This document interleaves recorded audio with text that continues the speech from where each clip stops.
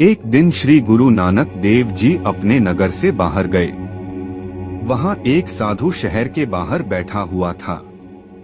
गुरु जी उसके पास जाकर बैठ गए। उस समय गुरु जी के हाथ में एक सोने की अंगूठी और एक गड़वा था। साधु ने पूछा, बालक तुम कौन हो? गुरु जी ने कहा, मेरा नाम नानक निरंकारी है। साधु ने कहा, मैं भी निरंकार का ही हूँ, मुझे कुछ खाने को दो। गुरु जी ने अपनी अंगूठी और गड़वा उसके आगे रख दिए। साधु ने कहा, नानक यह हमें स्वीकार है, अब इसे वापस रख लो।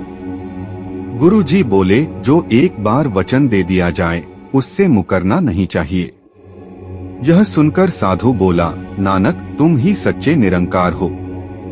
गुरु जी घर लौट आए। जब पिता मेहता कालू ने अंगूठी और गड़वे के बारे में पूछा तो गुरु जी चुप रहे। इस पर कालू जी नाराज हो गए और बोले, नानक मेरे घर से निकल जाओ। यह बात राय बुलार को पता चली। उन्होंने कहा, नानक को जय राम के पास भेज देते हैं, वहाँ काम करेगा। उन्होंने एक चिट्ठी लिखी। जय राम नानक को भगवान का रूप समझना और इसकी सेवा करना। जब गुरुजी माता से विदा लेने लगे तो माता जी रोने लगी। गुरुजी ने कहा, माता जी रोइए मत, परमात्मा का सिमरण करें। फिर गुरुजी भाई बाला के साथ सुल्तानपुर पहुंच गए। वहां बहन बीबी नानकी ने उनके चरण छुए। गुरुजी ने कहा, आप बड़ी हैं, मुझे आपके चरण छूने चाहिए। बीबी नानकी बोली, अगर तू साधारण होता तो ठीक था, पर तू मुझे परमेश्वर जैसा लगता है।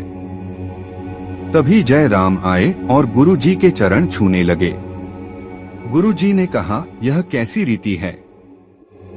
जय राम बोले, मेरे लिए तुम परमेश्वर का रूप हो। गुरुजी ने कहा, हमें कोई काम पर लगा दो, हम किरत करना चाहते हैं।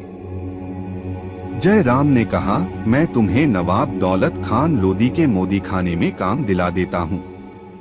तभी बीबी नानकी ने कहा, अगर नानक काम करने लगेगा तो मैं इसका रिश्ता भी अच्छे घर में कर दूंगी। अगले दिन जय राम गुरु जी को नवाब के पास ले गए। नवाब ने उन्हें देखकर कहा, यह बहुत होशियार लगता है, मोदी खाना अच्छे से संभालेगा।